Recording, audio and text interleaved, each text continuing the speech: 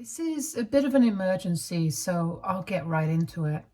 So I, 40 male, had been married to my soon-to-be ex-wife, Megan, 38 female, for almost 12 years.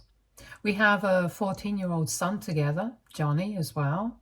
Or at least I believed he was my son for all these years. Anyway, Megan and I had met at work, and we had only been dating for 1 year when she found out that she was pregnant. I was kind of skeptical about having a baby so early on in our relationship, but she wanted to continue with the pregnancy, so I decided to support her and we moved in together after we found out about the pregnancy. When Johnny was born, it did not even occur to me to get a paternity test because Megan and I were in love with each other, and by then I was more than sure that Johnny was my son. I felt very connected to him, and he even resembled me because both of us had dark hair and eyes, so I literally had no reason to be suspicious of anything. However, a couple of months ago, I found out that he's actually not my biological son, and Megan had been playing me for a fool all along. About 3 months ago, she came clean to me that she had been having an affair with her high school sweetheart, Nathan, 38 male, for the past couple of months. And even in the beginning of our relationship, she had had a bit of a fling with him while we were together, and she had never told me about because after that, she got pregnant. One of the major reasons she and Nathan had had to part ways after high school was because he was not very serious about his life and had chosen not to go to college. Back then, he had still been living with his parents and was jumping from one job to another every couple of months. She figured that she needed stability in her life, which is why she had chosen to be with me, because I was very career driven. And she said that if she decided to stay with me, she would be betting on the right horse. But now she had realized that money wasn't everything, and she was in love with Nathan. So she wanted to build a life with him. Besides, he had had enough time to change his ways, and now he was a business owner himself. So she really didn't have to worry about money anymore.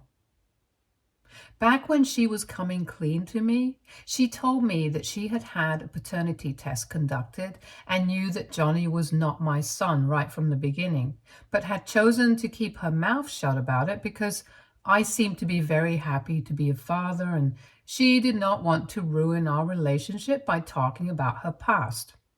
She also made Nathan promise never to speak of this affair that they had ever again because she did not want to risk our relationship, and for the sake of her happiness, he had stayed away.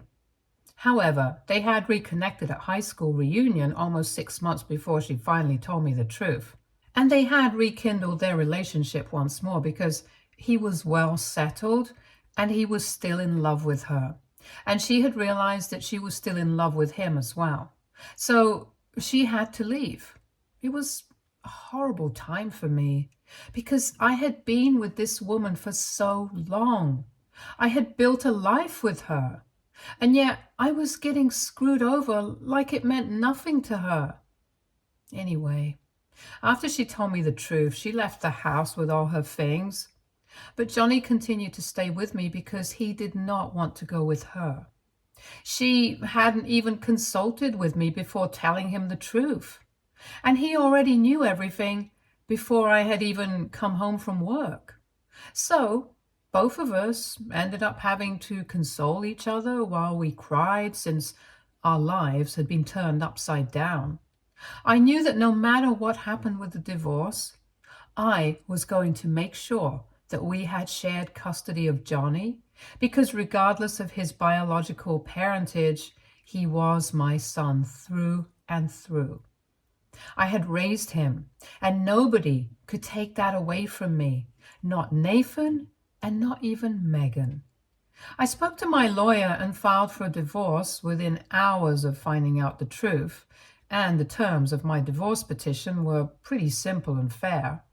I was going to keep everything that we had, And she had better not hope for an alimony because she had been a stay-at-home mom for the past 14 years since she had quit her job after Johnny was born, and in spite of all of my support, she had cheated on me. She had already been using me for money for all the years that we had been together. I was not going to allow that to happen any longer. Of course, she was not in agreement with that and contested the terms of the divorce and demanded alimony as well as a huge settlement amount. I was ready to fight for that. I didn't mind. But she made things much worse by filing for full custody 3 weeks ago because apparently she and Nathan were planning on relocating to another city so they could open up a branch of his business there as well, and they wanted to take Johnny with them. I would be given visitation rights, but she demanded full custody since things have finally worked out. So she could play happy family with Nathan now just because it was convenient for her. There was no way that I was going to allow that to happen. And since we could not sort this out in mediation, this matter ended up going to family court. I was pretty confident that this would be a cakewalk for me, but she and Nathan started lying through their teeth about what kind of person I was. And I had to work really hard to prove them wrong, which is what has been complicating everything. Even though Johnny himself has said that he would like to stay here with me since he has grown up here, they are doing everything in their power to make it seem like Johnny is misguided and I'm the one manipulating him. And they think that I'm too much of a workaholic to be able to take care of him on my own, and he would be better off living with his mother. There's also the fact that I'm not actually a biological parent to him, which is why everything is taking twice the time to be resolved.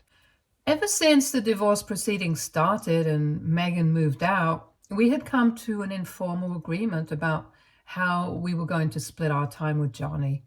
So far, we had an arrangement where he would spend the first 4 days of the week with Nathan and Megan and would come back to me for the weekend.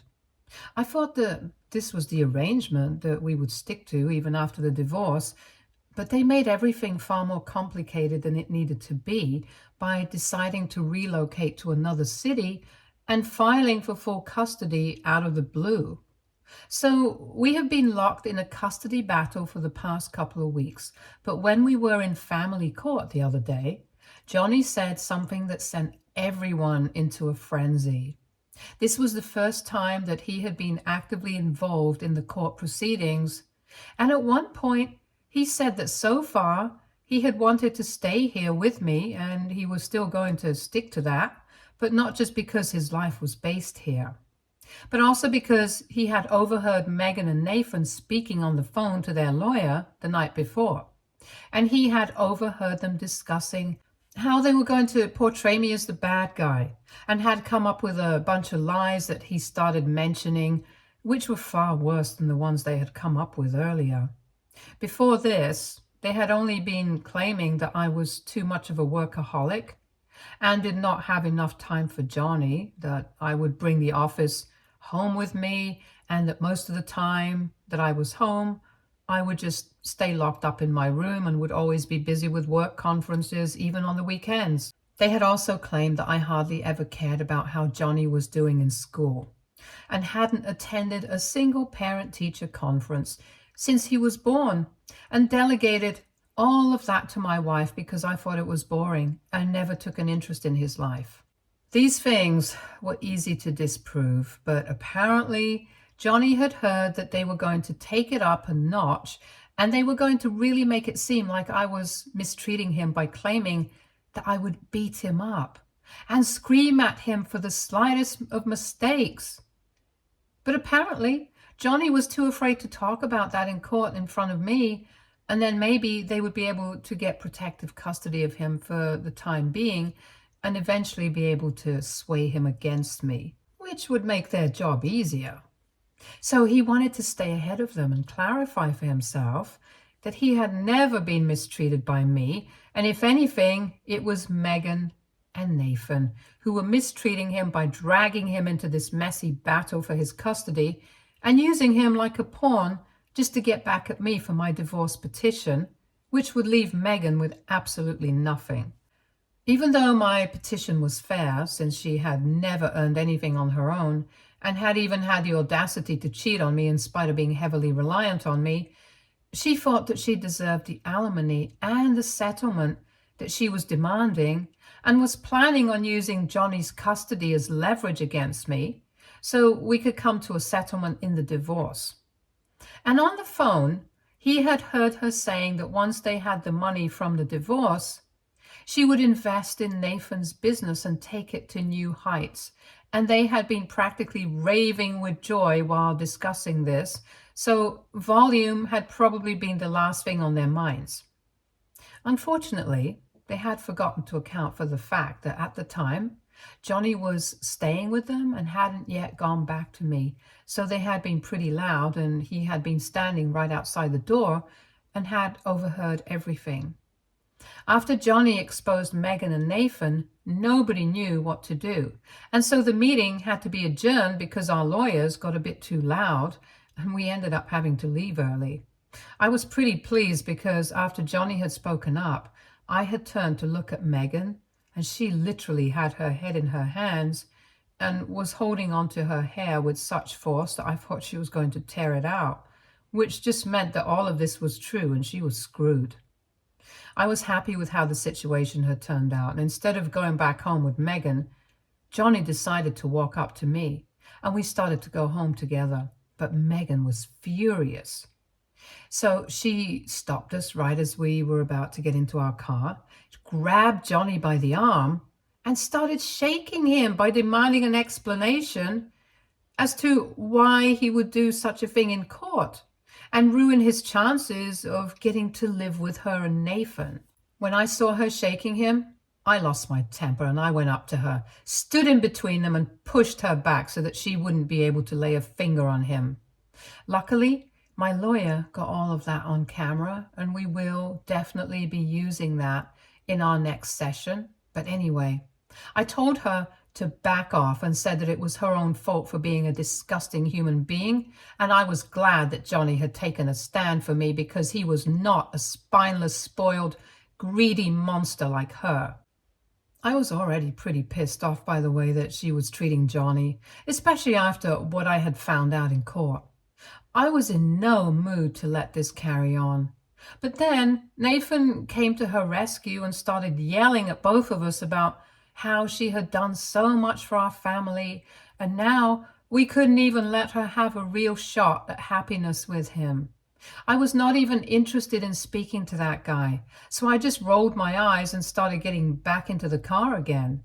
But then Megan continued to hang on to Johnny's arm and said that she was not going to allow him to come back home with me because I was the one brainwashing him against his own mother, and she was not going to allow this to happen.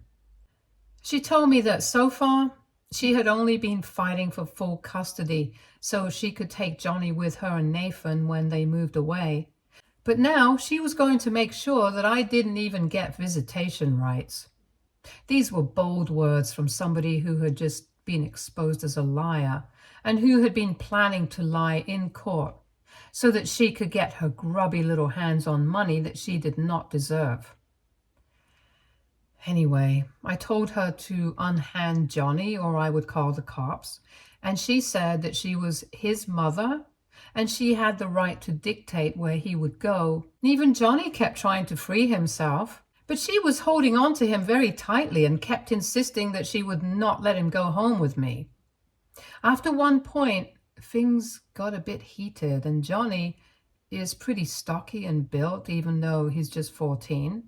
Megan, on the other hand, is petite, is not very strong. So Johnny did the only thing that he could and pushed her really hard so he could free himself, get into the car and shut the door. But after she had been shoved, she started screaming at the top of her lungs about how I was encouraging her son to attack her, and she was not going to let this slide. I thought that was an unfair thing to say because he had not attacked her. He had just tried to free himself of her in the process. She might have been shoved a little. She would have fallen, but Nathan was right there to catch her, so no harm done, right? Well, apparently not, because she and Nathan kept standing in front of our car and said that she was going to make sure that I lost custody of him because if I was encouraging him to be violent towards others, just because things were not going along my terms, then I was definitely not fit to be a parent. It was not until I honked for so long that the horn ran out that they finally moved out of the way and allowed us to get back home. It has been a couple of days since then, and I'm still wondering if it was the right thing for me not to reprimand Johnny for pushing his mother. He seems blissfully unaware, but I'm in a dilemma right now because that day he had definitely shoved Megan really hard, and he's very strong, so I don't want him repeating this kind of behavior with anybody else. But under those circumstances, I feel like he was justified in doing what he did. Anyway, I'm just confused about whether Megan had a point or not because Johnny has kind of had problems with violence in the past, so AITA for not telling my son off for shoving his mother away from him? Update 1. Hey, so a couple of you asked me why I said that Johnny has had issues with violence in the past, so that's because a couple of months ago he was having problems with bullying in school. And he hadn't told us about it, but one day we just received a phone call from the principal's office saying that Johnny had gotten into a fight and he had been injured, but the guy that he had punched in the face was even more badly injured. Apparently that guy had been bullying Johnny for several weeks and he had ignored it initially, but then the guy started taking it too far and started cursing at our family, and Johnny didn't like that. He told the other guy to cut it out a couple of times, but when he still didn't, and even tried to vandalize his locker with curse words, he just snapped and punched the guy. So there was a whole fight in the hallway.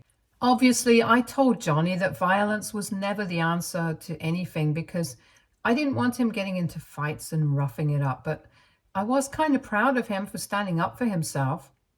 I guess Johnny has never actually been violent unless the situation calls for it, and I think that's a good thing. Even in this situation with his mother, he was only trying to free himself. He wasn't actually trying to hurt anybody. So Megan misread the situation and is trying to use that against us, but I'm not going to doubt myself. It has been a week since the incident, and tomorrow we have to meet again. First, we're going to meet with our lawyers so we can come to a settlement for the divorce, and then we are meeting in court for Johnny's custody. After the revelation during our session, I highly doubt that they stand a chance, so tomorrow might be the day that we can finally shut this chapter and come to a conclusion about what to do. Regardless, my lawyer and I have put together all the evidence that I can scrape together, that I'm actually a good father and we are looking forward to winning this thing. And more importantly, it's Johnny's words that will count the most. And he has made it very clear that he does not want to go live with his mom. And it's not just because he wants to live here and doesn't want to relocate, but because she is just a straight up terrible person, and so is Nathan. And they will never be able to raise him well. And we definitely don't need another person like them. I was talking to Johnny a couple of hours ago, and he told me that he was really nervous because this will be the first time that he sees his mother after he had pushed her off of himself, and he knew that she was very upset about it. He confessed to me that he was trying really hard not to care about what she thinks, but ultimately, she is his biological mother, and we have spent so many years together as a family that it's hard to come to terms with the truth now. He told me that he was really afraid of what would happen if by any fluke he ended up getting handed over to Megan and Nathan, but I reassured him that it was not going to happen. I would go to any court in the world to make sure that it didn't happen, so he could be with me because he was my son. Nobody cares about some stupid paternity test. If I say he's my son, then he's my son. That seems to make him feel slightly better, but I can tell that the whole situation has been taking its toll on him. I don't even know how I'm going to deal with the situation if ultimately I do end up with custody of him. How do we recover from that? Because eventually his mother is going to leave the city and move away with Nathan. I'm pretty sure that after everything has happened, she won't be willing to see Johnny again if she doesn't get custody of him. She's just that kind of person, and I don't want him to lose his relationship with his mother because I don't want him to resent me in future. Anyway, we are leaving, and maybe tomorrow might not be the final day of this case. But for my sake and Johnny's sake, we are hoping that it really is. Update 2. Hi, so something very weird happened just now. It's almost 4 in the morning now, and I was asleep, but then almost an hour ago, someone rang the doorbell, and when I went to open it, I saw there was nobody outside, but just a brown envelope left at the door. I even went through the security footage, but whoever left it outside was dressed in all black and had a hood pulled over their head. So I couldn't figure it out, but that person was taller than 5'3", so it couldn't have been Megan. And they were either kind of on the chubbier side, or the hoodie that they were wearing was very bulky. Either way, so I don't think it was Nathan either. And these two people can be the only possible option, since what was in the brown envelope is what caught me by surprise. Inside, there were results of a paternity test, and surprisingly, they were positive. The results were from the same lab where we got tested a couple of months back when Megan told me that Johnny was not biologically my son, and she had shown me the results that said that Johnny and I were not a match. I had gotten the test done 3 times just to make sure that she was telling the truth, and all 3 times the results had been the same and that I had finally been convinced of the truth. But the results that I received just now say that Johnny and I are actually a match.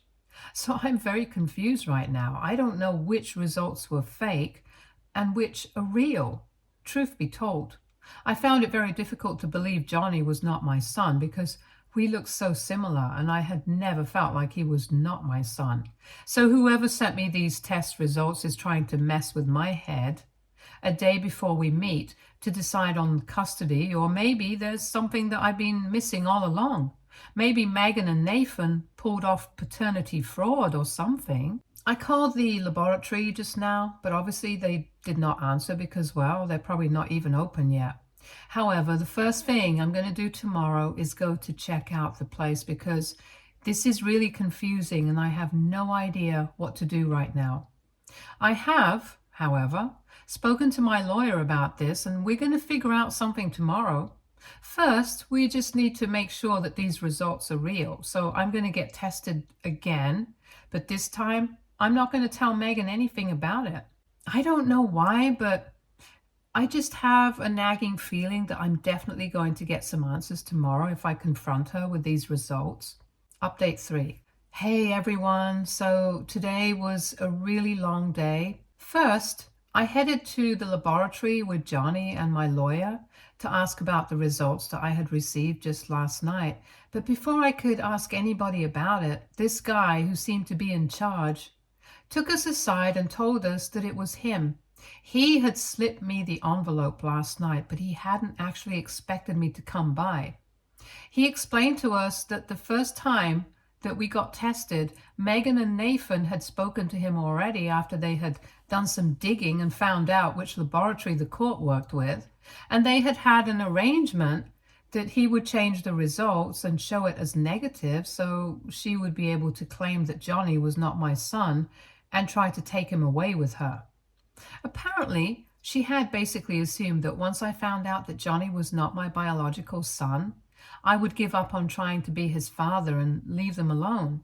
However, when that did not happen, after I found out the results of the test for the first time, and I went back for 2 more tests, she decided to tell this guy to help her out and fake the results twice more.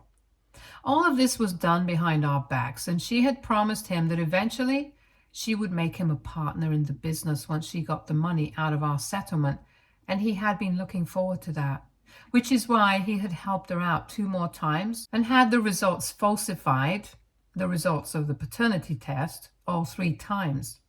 I was dumbstruck when I found out about this because I had literally never even thought that she would be capable of doing something like this. Anyway, he had had a change of heart recently because he had kept in touch with Megan all throughout, and he had heard what happened at family court last time that we met, since she had to tell him that these things were taking longer than she had expected, and they wouldn't be able to start their business for another couple of months, so he would have to wait. He had decided that he could no longer go with her then because she was clearly very immoral and unethical, and so he decided to slip me that document last night. He apologized to me for all the trouble that he had caused and practically begged me not to involve him in any of this because he really wanted to remain anonymous, and I was kind of upset because this guy, who didn't even know me, had screwed me over a couple of months back just for some money, and I really wanted to turn him in. But that would just mean going extra lengths for me, and I did not have the energy to do that. Maybe if he repeats this kind of behavior, somebody else will, but until then, I'm out. Besides, I already had the documents that I needed to prove my paternity, so it didn't matter to me what happened to him. If it came down to it, and I had to prove something in court, I would definitely use that as evidence and turn him in. However, for now, I had a different plan in mind. So then I headed to court, but before we could sit down for our scheduled meeting to come to a settlement for the divorce, I took Megan aside, and she was quite surprised by that move. I told her that I had received this document last night and they were the real results of the paternity test, so she instantly understood that I knew about the fraud that she had committed.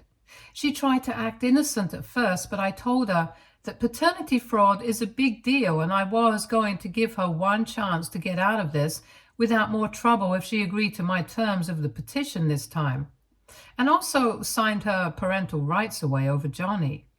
She agreed to the first part, but the second part was what she was not fine with, and tried to negotiate with me, saying that she was his mother and she could not just let him go.